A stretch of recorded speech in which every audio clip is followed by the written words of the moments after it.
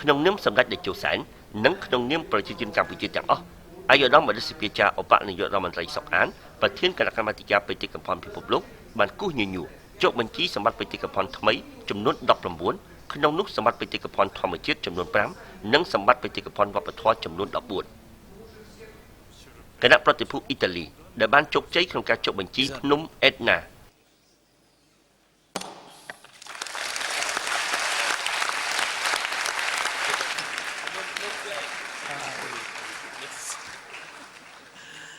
Let me congratulate Italy និងគណៈប្រតិភូចិនដែលបានជោគជ័យក្នុងការចុះបញ្ជីភ្នំធានសានជាសម្បត្តិបេតិកភណ្ឌធម្មជាតិពិភពលោកបានសាទរយ៉ាងឱឡារិកសេចក្តីសម្រេចជាប្រវត្តិសាស្ត្រនិងគូសញញួរបញ្ចូលក្នុងបញ្ជីដោយកូនខ្មែរអាយុដាមបដិសភាចាសុកអាននៅទីក្រុងភ្នំពេញ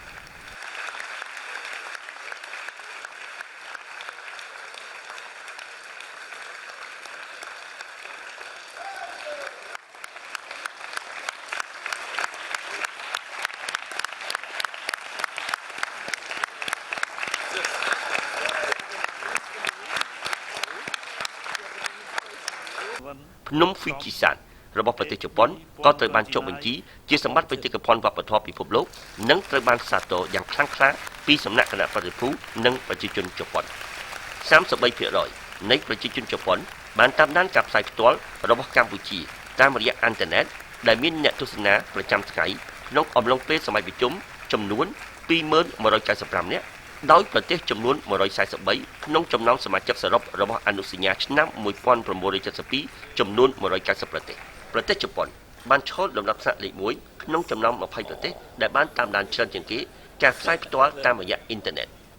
ប្រទេសកាតាក៏បានចុះបញ្ជីសម្បត្តិបេតិកភណ្ឌវប្បធម៌រមណីយដ្ឋានបុរាណវិទ្យា Al Jibara ផងដែរហើយម្ចាស់ស្ត្រីឈើខាលម៉ាយ៉ាសាប៊ីនខាម៉ាល់ដាល់ថានីបានសាទរយ៉ាងខ្លាំងចំពោះការគូសញញួររបស់ប្រធានគណៈកម្មាធិការបេតិកភណ្ឌពិភពលោករូបឯកឧត្តមបដិសភាចាសុកអាននិងបានប្រកាសទទួលយកធ្វើជាប្រធាននិងជាម្ចាស់រៀបចំសមាជប្រជុំពេញអង្គលើកទី38នៃគណៈកម្មាធិការបេតិកភណ្ឌពិភពលោកនៅទីក្រុងដូហា